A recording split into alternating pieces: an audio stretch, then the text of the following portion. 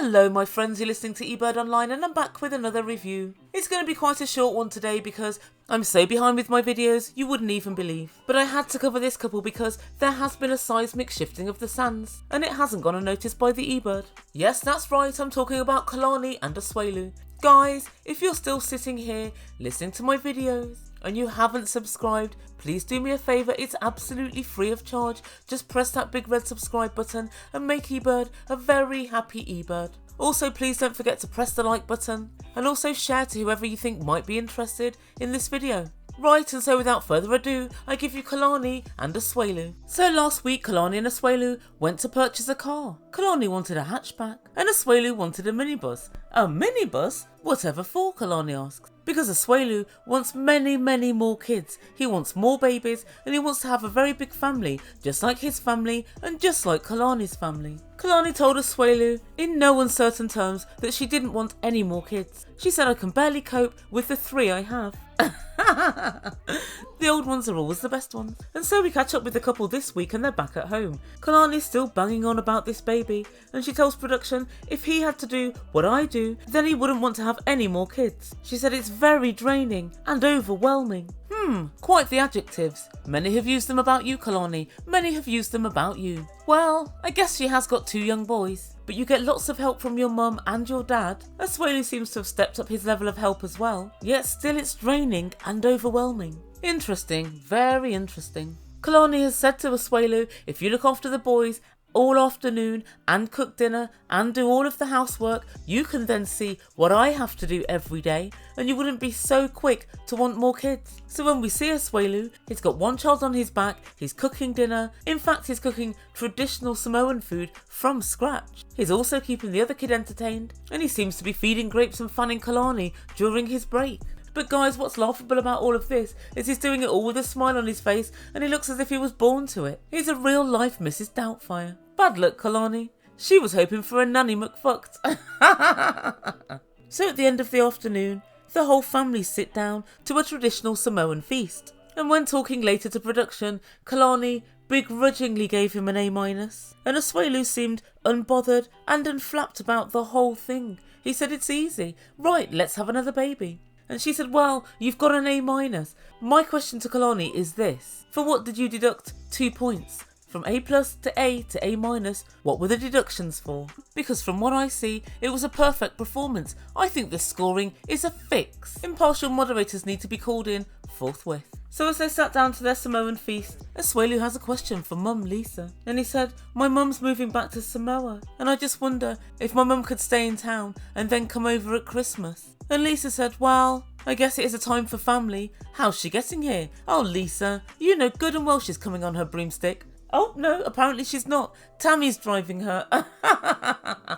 Oh dear, oh dear. The lovely fragrant Tammy. And Lisa looked as if she wanted to say, not on your Nelly. But Asuelu was giving her his very best Labrador look. And he said, I may never see her again because she's quite old. And then, quite unsurprisingly, Lisa pointed out that the last time they'd heard anything from Tammy, she threatened to beat them all up at the tell-all. And Kalani chimed in as well and said, well, she did threaten all of us. And Asuelu said, ladies, just calm down. Why are we always talking about fighting? Now, Asuelu, I've got your back at the moment, but don't be gaslighting the ladies. They're not talking about fighting, they're talking about whatever Tammy said. Today, that just happens to be fighting. Don't give me that, otherwise the Ebird will withdraw her support. And so in the end, Lisa reluctantly agreed. But Kalani said to production, yep, she threatened us all last time, and my sister will not be happy that she's coming for Christmas. Truth be told, Kalani is never happy at anything, ever. So I think that's pretty much par for the course. But don't worry too much about Tammy. There's nothing that can't be sorted out. A bar of soap and a jet wash for her mouth. And next time we see this couple, speak of the devil, Colleen is in the car with them. And the whole family's there, including the 2 kids. And they're going Christmas tree shopping. And guys, this does seem really alien to me that you're having Christmas in the middle of summer. Christmas is so synonymous with winter for me.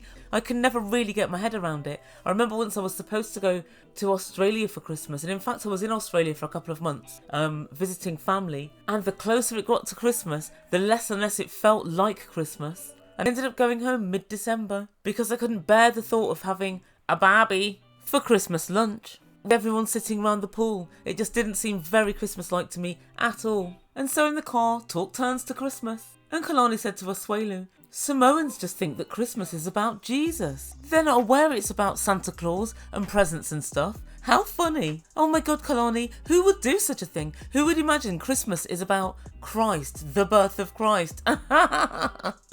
You're right, these people are backwards. And she asked Asuelu, are you going to tell the kids about Santa Claus? Why would I tell them about that shit when I've got no plans to buy them any presents? Oh, Asuelu, no wonder you can afford loads and loads of kids if you're not planning on providing for their well-being. And by well-being, I mean the latest, trendiest, most overpriced piece of plastic, of course. And then they arrive at the Christmas tree place, and I note with quite some concern that they're all wearing Santa-themed onesies. Ugh, how I hate things like this. I suppose it's cute for the kids, but yeah, it looks real weird. And as they're walking around looking at Christmas trees, Mum and Dad are there. The boys race over to greet Lo, and then Kalani speaks to producers. And she says there seems to be a very big improvement in the way that Asuelu behaves with the children. And also my sister seems a lot happier.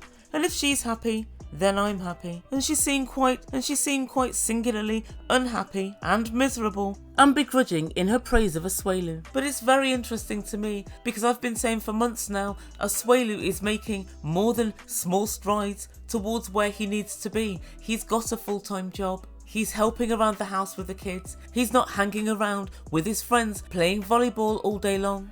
He's taking Kalani out for meals. He's taking Kalani on romantic getaways to Pissy Palace with his mother-in-law. He really has come a long way, considering he's had a change of country, of language, of culture, and of personal situation, i.e. marriage and fatherhood. He's had 5 things to contend with, which I will admit is a lot. He's made the necessary changes. Kalani was always ready for motherhood, which is why she allegedly suddenly got pregnant at the age of 28. One person was ready, one person was not, but it's not for the person that was ready to chide and have a massive go at the person who was not ready. He's now stepped up to a significant degree, and for that we should be thankful. And then with quite a bit of prompting, Asuelu says to Lo and Kalani, do you mind if Tammy and my mum come over for Christmas?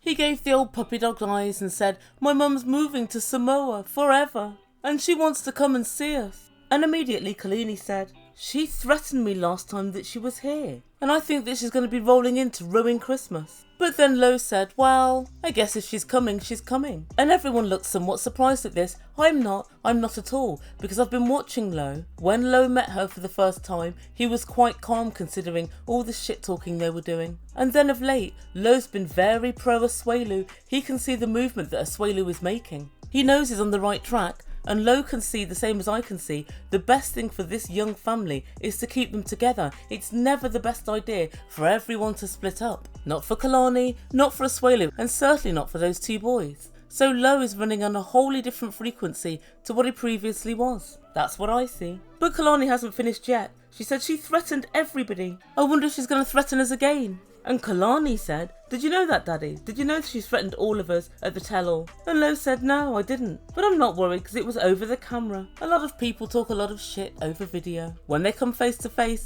things are very different. And this is not what the girls wanted to hear at all. And Kalani said, if she comes into our home, I won't let someone act away. If Tammy acts right, then that's absolutely fine. But if Tammy comes in swinging, I would welcome that. And the truth be told, guys, my money's on Kalani if there were a fight between Kalani and Tammy. And Kalani was looking extremely worried, and she said to production, I don't see this ending well. And that's where we leave proceedings for this week. So it seems like Asuelu's got his way. His mum and Tammy are going to be coming for Christmas. Tammy doesn't know how to behave, so I don't think that Tammy is going to be nice to everybody. She's not that type of person. But what I think Kalani's got to realise is he hasn't chosen his family.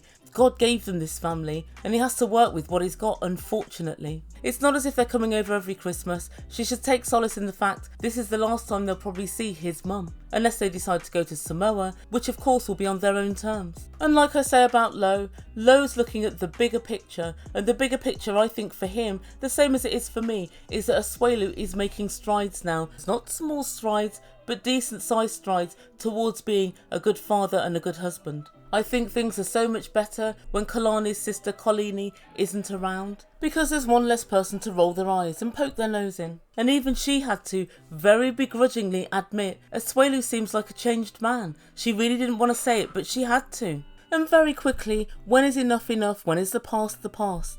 I've never been a massive believer in those people that say, we should forget about the past and look to the future, when you've just finished effing me over. However, it's been quite some time since Asuelu's acted up properly outside of normal arguments that we all have. And so Kalani really needs to let the past actually go. So guys, my fingers are crossed that this young family will make it. I kind of think they might do now. There is definitely hope for them. A year ago I thought there's no hope for this family, and there definitely is a glimmer now. So that's good news.